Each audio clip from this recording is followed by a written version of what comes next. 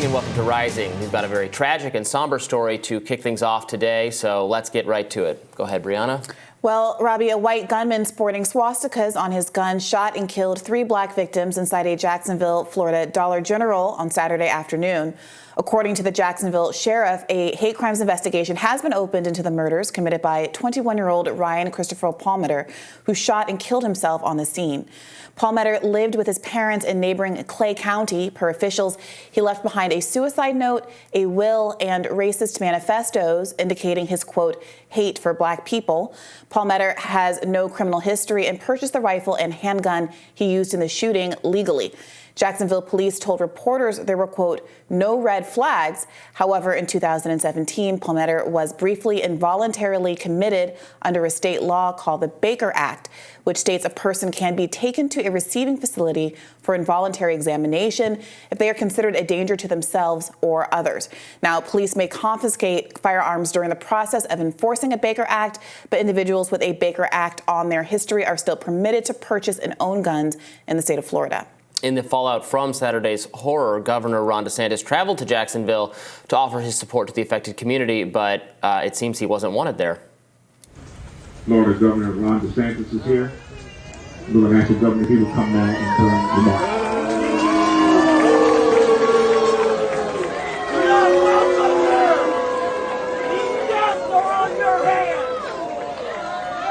Well, thank you for doing this. I want to just say to the Councilwoman, I got you. Don't worry about it. We've already been looking to identify funds to be able to help, one, make sure there's adequate security for Edward Waters College. We are not going to allow these institutions to be targeted by people. Your policies caused this! These deaths are on your head! Not a warm reception for the governor there, obviously. So I was, reading more about this, the situation, obviously, with the shooter and the mental health episode and the Baker Act. So the Baker Act does allow, as we've said, if you have guns at the time the Baker Act situation happens, you do have those weapons confiscated and you have some difficulty getting them back. And a judge can bar you from purchasing weapons for a period of time following this kind of episode. But, whether that happened in this case is presumably it didn't happen in this case because I'm reading local news stories about gun dealers who do routinely not sell weapons to people because of Baker Act issues. And I think the sheriff suggested in a CNN article that perhaps the mental health incident with the killer or the alleged killer was not, maybe it wasn't serious enough to be officially registered that that's what would happen. Obviously, more we need to know about that whole thing. I don't, even though I support Second Amendment rights, I don't personally have a huge issue denying gun rights to people with, previously documented mental health issues that led to them being involuntarily committed or something like that. But whether that could have actually, enforced more strictly could have helped here, I don't know. I take you saying that, I internalize you saying that, but the reality is there are a lot of people who feel differently about that, right? And they're constantly trying to weigh the civil liberties interest of having access to firearms, even if, if you're depressed or whatever, doesn't necessarily mean you shouldn't be able to access a gun. If the rationale is one's ability to defend yourselves against the government, et cetera, then that is true of people who suffer from mental illness. And mental illness is such a broad term that covers so many people that it could be a real bar against people accessing firearms. So certainly there are going to be people in the audience who disagree with that. I'm not one of them, but there are going to be people who disagree with that. I do think there's 2 issues here that are getting conflated in a way that's very frustrating to the public. There is a question of mental health issues, which, as I've stated, is real and common. And there is a reality that the overwhelming majority of people with mental health issues never kill anyone. Now, there's a third thing, which is that those people with mental health issues who do kill people are potentially choosing and targeting different people for various reasons. And so the third prong of this is whether there's a question as to why this person targeted black people. He specifically went to an HBCU in the area, a historically black college in the area, was denied admission, and then pivoted to going to the Dollar General store. And we don't have access to his manifestos or anything like that, but the police chief articulated that this is someone who hated black people, and that was what was driving his attack, that he specifically was targeting them. And as we explained, he also had swastikas all over his rifle, so there's no real question that this was a attack that was motivated by racial extremism. That being said, those are three different buckets of things to try to resolve. What do you do about racial terrorism?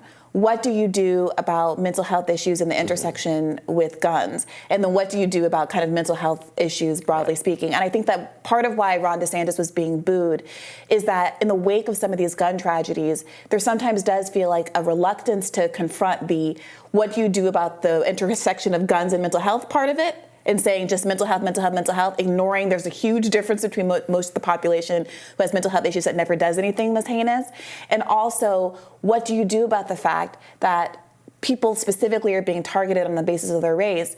I think that part of why he was probably booed there is because the perception of him in the state is that he has made it an increasingly hostile place for black people, as he has targeted specifically black studies, black history, as something that's illegitimate in the state school system, and a move that many black people feel like is attack on the validity of our history and on our existence in the country. What you said about mentally ill people, that the vast majority of them don't harm themselves or anyone else, I mean, that's true of people who hold negative views of black people, of racist people, right? The overwhelming majority don't act out in violent racial terrorism, as I agree, obviously seems to be, all evidence points to that being the case here. You can't even deeply racist views are, protected in a broad sense under our First Amendment, under our tolerance even for intolerant ways of thinking. Look, I think you can disagree with DeSantis's education policies. I know a lot of black people do. He was obviously booed there by people, who don't agree with the changes to the curriculum and all that. I'm having a hard time drawing really any sort of causal. I know some people want to draw a causal arrow there and say, oh, that's, we're doing this and that's why these things are happening. But again, I say this and just because we have a lot of these things to talk about, or seemingly a lot of these things to talk about, does not mean that extremism based in racism or ideological views is motivating more violence than it was before. We could fill our entire day talking about everyone who got murdered in the country over the last few weeks. The vast majority, 99% of them, for no reason other than crime and desperation and poverty. I do think it's a very attenuated causal link, given, to your point, how random these kind of events are. But I do think it would be helpful if we had a political climate where people were saying things like, whatever our political disagreements, black people are our brothers and sisters in America. Gay people are our brothers and sisters. We're all Americans together. We should support each other and love each other and never cause each other harm. There are political leaders historically who have said and done those kinds of things, even when they don't always agree with people who are, let's say, on the lefter end of the spectrum.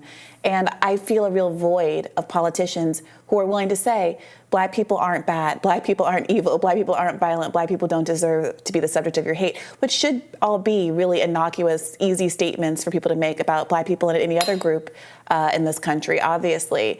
And when those kinds of statements aren't offered up, that absence, I think, is noted by people, and maybe it's too much to read into that you're tacitly endorsing behavior like the tragedy that we saw over the weekend.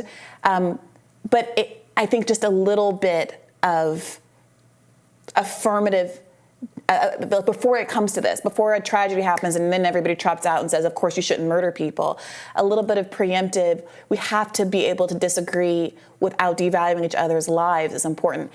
And in fact, I do think there is a lot of rhetoric that, even if it cannot be blamed for this kind of behavior directly, does, I think, very clearly devalue the lives and the experiences of other different kinds of people in this country. Well, GOP Presidential Wonder Kid Vivek Ramaswamy blamed liberal media and institutions for the shooting. Let's watch. This was very much apparently racially motivated. The sheriff there said point blank that this shooter had manifestos coming, 3 manifestos, and said specifically that he went to this dollar store with the intent of killing black people. I think that is heinous and deserves to be called out for what it is. The reality is we've created such a racialized culture in this country in the last several years that right as the last few burning embers of racism were burning out, we have a culture in this country largely created by media and establishment and universities and politicians that throw kerosene on that racism. And I can think of no better way to fuel racism in this country than to take something away from other people on the basis of their skin color.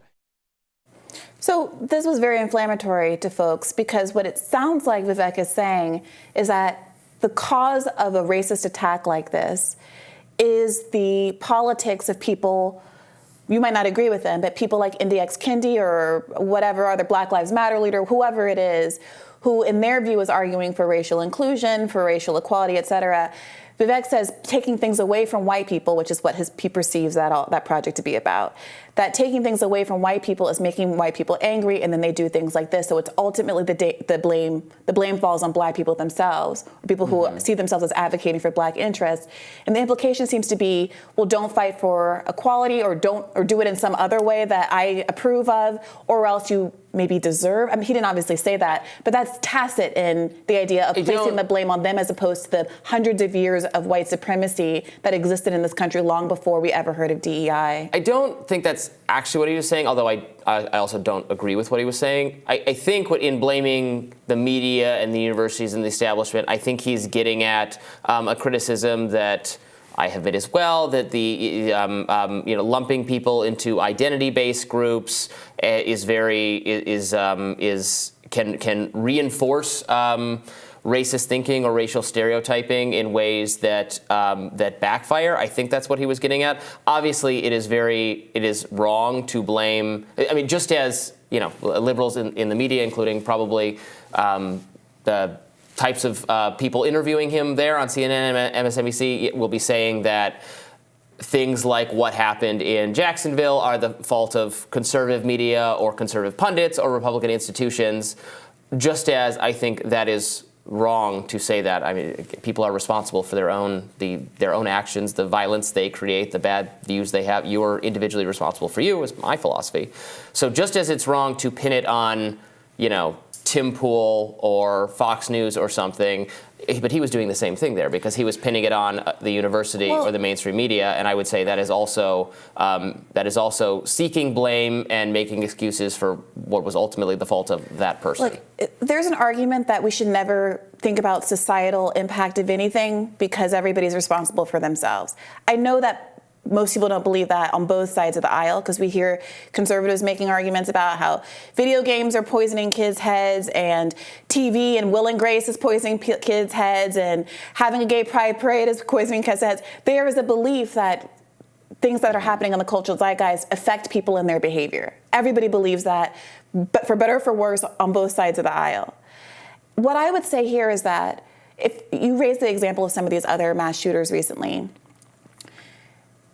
it might be that we look in this guy's manifesto and we find out that Ibram Kendi X is what's really motivating him and making him very, very angry, and that he had never heard of white supremacy and never thought to hate a black person until he encountered some DEI materials. Mm-hmm. You might be able to tell from the tone of my voice that I'm very skeptical that reading White Fragility would drive him to want to murder a black person without some other foundational beliefs that he had been indoctrinated with or come across in life about the inherent inferiority of black people. And regrettably, in the United States of America, there's no shortage of that kind of content. And if the other manifestos that we have had access to are any indication, then we will find that there is a lot of drawing on other kinds of resources that aren't in Ibram X. Kendi to fuel his hatred. For example, the Great Replacement theory, which has been advanced by Tucker Carlson very explicitly on his show, or weird phenotype. The Buffalo shooter had those weird side profiles of Jewish people and black people explaining how our skulls were the wrong shape and were evidence of us being stupid and violent and bad in all the ways. And that stuff is not coming from Ibram X. Kendi. That's coming from a long legacy of white supremacy. And I think a lot of us would find it to be much more honest if folks like Vivek Ramaswamy were to engage with all of that history that's out there instead of finding materials that have only sprung up in the last 10 years or so as the basis and evidence for a pattern of anti-black racism, anti-Jewish, anti-Semitism that has existed for a much longer period of time. All right, we will continue to follow this story, and we'll have more Rising right after this.